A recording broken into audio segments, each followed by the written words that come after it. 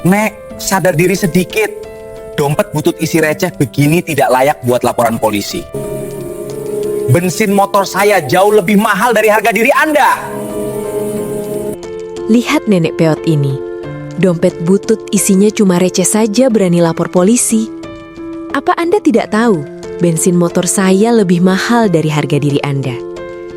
Teriakan kasar itu mengguncang seisi ruangan kantor polisi saat seorang bribda muda yang angkuh melempar berkas laporan seorang wanita tua berusia 70 tahun tepat ke lantai yang kotor. Nenek Sumiati yang hanya mengenakan sandal jepit dan kain jari kusam tertunduk gemetar di hadapan tawa ejekan para petugas yang seharusnya melindunginya. Ia hanya ingin melaporkan dompetnya yang hilang karena di dalamnya ada satu-satunya foto mendiang suaminya. Namun di mata sang oknum, nenek ini hanyalah sampah jalanan yang membuang-buang waktu. Inilah kisah nyata tentang bagaimana sebuah seragam baru bisa mengubah pemuda menjadi monster yang buta akan kemanusiaan. Sebuah potret cerita nyata kehidupan sehari-hari di mana penampilan luar menjadi kasta yang menentukan apakah Anda layak dibantu atau diinjak-injak. Namun, suasana yang tadinya penuh hinaan mendadak berubah menjadi horor yang mencekam saat ponsel tua milik sang nenek yang layarnya retak bergetar di saku kainnya. Dengan sombongnya, sang polisi muda merampas ponsel itu dan membentak suara di seberang telepon, tanpa menyadari bahwa ia baru saja menggali lubang kubur bagi karirnya sendiri. Inilah cerita inspiratif yang akan membuat jantung Anda berdegup kencang. Pertanyaan besarnya, siapakah sebenarnya anak sang nenek yang namanya tersimpan begitu sederhana, namun suaranya sanggup membuat seluruh markas besar polisi membeku ketakutan? Dan apa yang akan terjadi saat sebuah iring-iringan mobil hitam dengan plat bintang 2 mendadak memepung kantor polisi tersebut hanya dalam waktu 15 menit? Sanggupkah sang polisi muda tetap berdiri tegak saat ia menyadari siapa sosok yang selama ini ia ludahi martabatnya? Bersiaplah, karena kebenaran yang akan terungkap akan menghantam ego Anda sedalam-dalamnya. Selamat datang di Curhatan Raisya. Kali ini kita mendengarkan sebuah kisah nyata tentang seorang nenek miskin yang diremehkan. Dengarkan cerita lengkapnya sampai habis. Sebelum memulai cerita, mohon dukungannya untuk subscribe, like, dan komen. Untuk yang sudah subscribe, like, dan komen, saya doakan banyak rezekinya, dipanjangkan umurnya, dan selalu diberikan keberkahan oleh Allah Subhanahu wa Ta'ala. Mohon subscribe dan nyalakan loncengnya. Bayangkan seorang wanita renta berusia 70 tahun berdiri di tengah hiruk-pikuk pasar yang kejam, menyadari bahwa satu-satunya penyambung memorinya telah raib dalam sekejap mata. Nenek Sumiati, sosok pensiunan guru yang mengabdikan seluruh hidupnya untuk mencerdaskan bangsa, kini harus menelan pil pahit saat dompet kulit kusamnya ditarik paksa oleh tangan dingin seorang pencopet. Ini adalah kisah nyata tentang bagaimana takdir bisa berubah menjadi sangat mencekam hanya dalam hitungan detik. Dengan langkah tertatih dan napas yang tersengal-sengal, ia menyeret sandalnya yang hampir putus menuju sebuah kantor polisi terdekat, berharap ada secercah keadilan yang tersisa bagi rakyat kecil seperti dirinya. Namun, apakah seragam coklat di balik meja itu benar-benar simbol perlindungan atau justru menjadi tembok tinggi yang angkuh? Nenek Sumiati memasuki ruangan dengan gemetar. Aroma obat-obatan yang baru dibelinya masih tercium dari kantong plastik di tangannya. Di sana, duduklah Bribda Kevin, seorang polisi muda berusia 25 tahun yang merasa dunia berada di bawah telapak kakinya karena pangkat baru yang ia sandang. Kevin menatap Sumiati dari ujung kaki yang kotor hingga kain jari kusam yang sudah usang dengan tatapan yang penuh penghinaan. Bagi Kevin, kehadiran nenek ini hanyalah gangguan di tengah jam santainya. Ia tidak tahu bahwa di balik pakaian lusuh itu tersimpan martabat seorang pejuang pendidikan yang tak ternilai harganya. Inilah potret cerita nyata kehidupan sehari-hari, di mana manusia seringkali gagal melihat berlian karena mata mereka terlalu terpaku pada debu yang menutupinya. Ketegangan mulai memuncak saat Sumiati mencoba menjelaskan bahwa di dalam dompet itu bukan hanya ada uang recehan, melainkan foto terakhir mendiang suaminya yang menjadi kekuatannya untuk terus bernapas. Namun, bukannya empati yang didapat, Kevin justru mendengus kasar dan mulai melontarkan kalimat-kalimat pedas yang lebih tajam dari sembilu. Suasana ruangan menjadi mencekam saat Kevin sengaja memperlambat proses laporan. Seolah-olah waktu si nenek tidak ada harganya sama sekali. Bukankah sangat ironis ketika seseorang yang bertugas melayani justru menjadi algojo bagi harapan seseorang? Ini adalah cerita inspiratif yang akan menguji batas kesabaran siapapun yang mendengarkannya. Sumiati hanya bisa menunduk, membiarkan harga dirinya diinjak-injak oleh pemuda yang pantas menjadi cucunya sendiri. Namun, di balik ketenangan nenek ini ada sebuah rahasia besar yang sedang berdetak kencang, menanti waktu untuk meledak.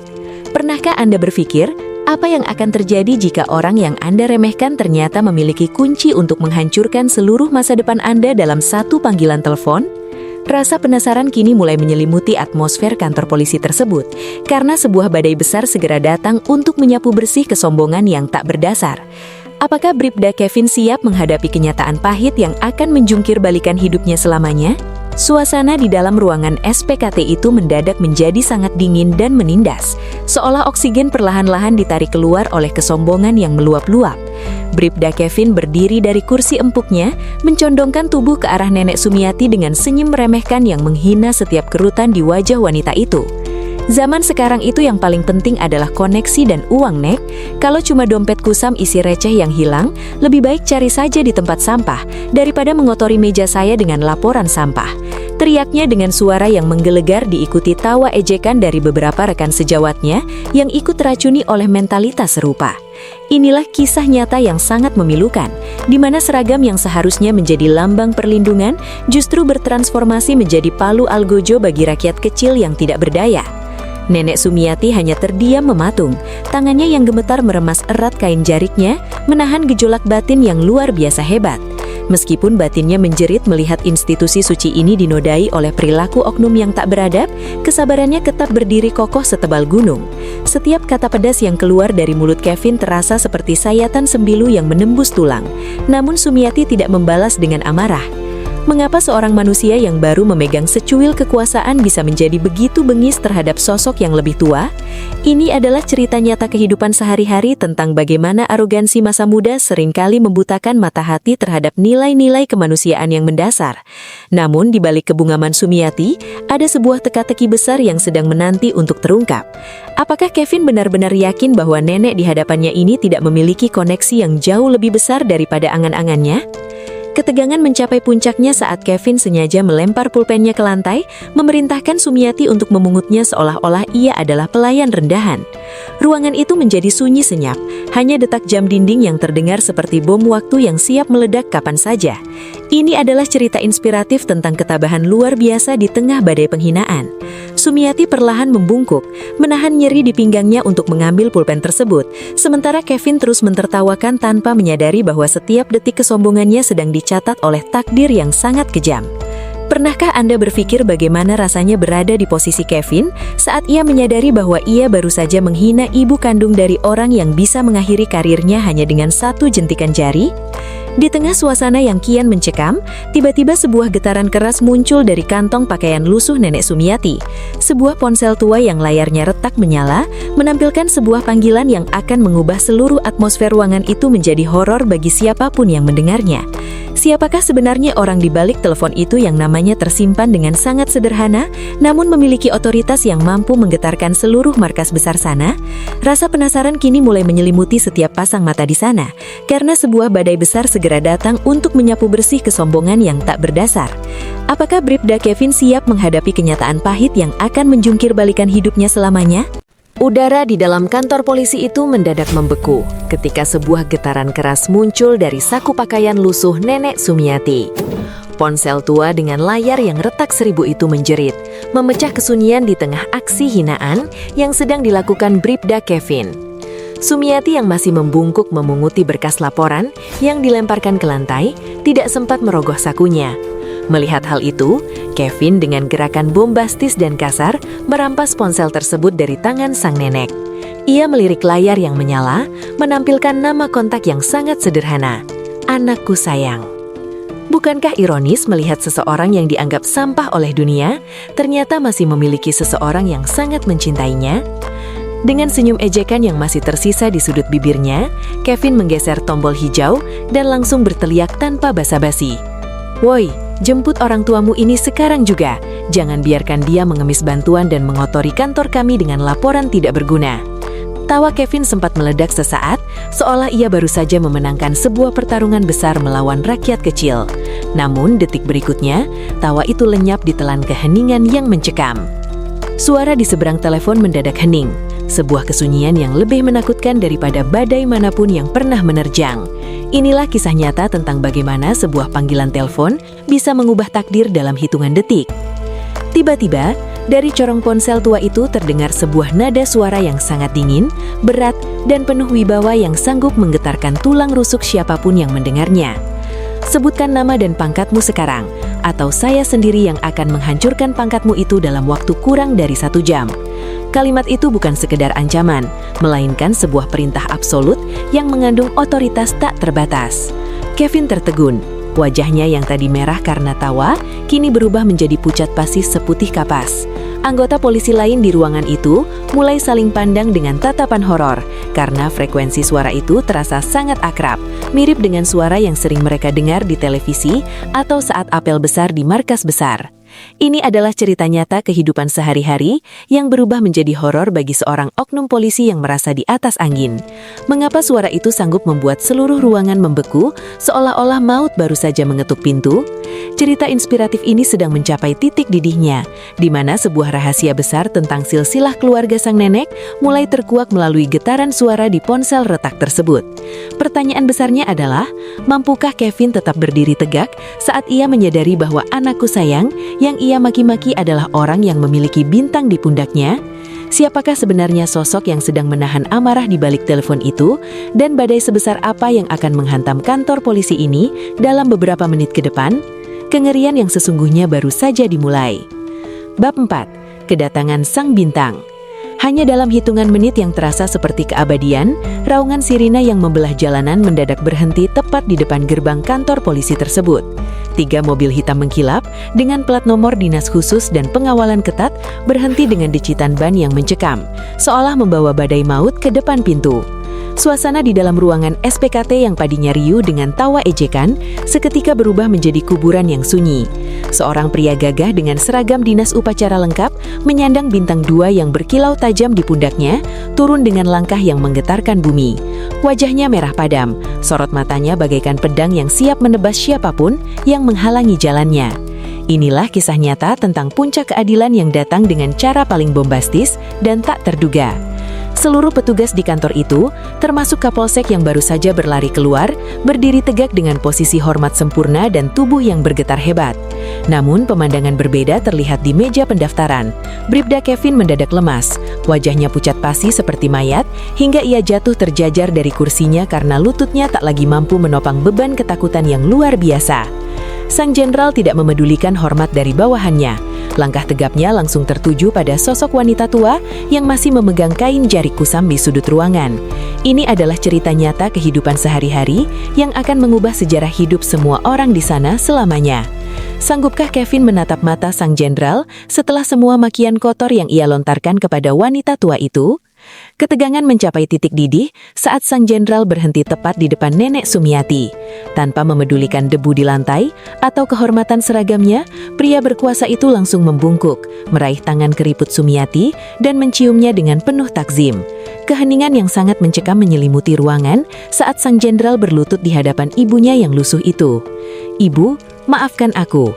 Maafkan anakmu ini karena membiarkan engkau dihina oleh bawahan yang tidak beradab dan tidak tahu cara menghormati orang tua," ucap sang jenderal dengan suara yang bergetar karena menahan amarah yang meledak-ledak. Kalimat itu bagaikan petir yang menyambar jantung Kevin, meruntuhkan seluruh dunia yang ia bangun dengan kesombongan. Ini adalah cerita inspiratif tentang bagaimana takdir memutarbalikan keadaan dalam sekejap mata. Di balik pakaian lusuh dan sandal jepit itu, ternyata bersemayam kehormatan seorang ibu dari sang penguasa hukum. Pernahkah Anda membayangkan betapa hancurnya mental Kevin saat menyadari bahwa sosok yang ia sebut sampah adalah orang yang paling dihormati oleh atasannya? Sang jenderal perlahan berdiri, membalikan badannya, dan melemparkan tatapan dingin yang sanggup membekukan aliran darah Kevin. Pertanyaan besar yang kini menggantung di udara adalah, hukuman seberapa apa yang akan dijatuhkan kepada seorang oknum yang telah meludahi martabat ibu dari pimpinan tertingginya?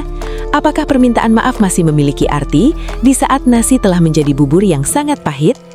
Suasana di dalam kantor polisi itu mendadak berubah menjadi panggung penghakiman yang sangat mencekam. Seolah-olah waktu berhenti berputar dan udara berubah menjadi beton yang menyesakkan dada. Bribda Kevin yang beberapa menit lalu tertawa pongah, kini tampak seperti rongsokan manusia yang hancur berkeping-keping.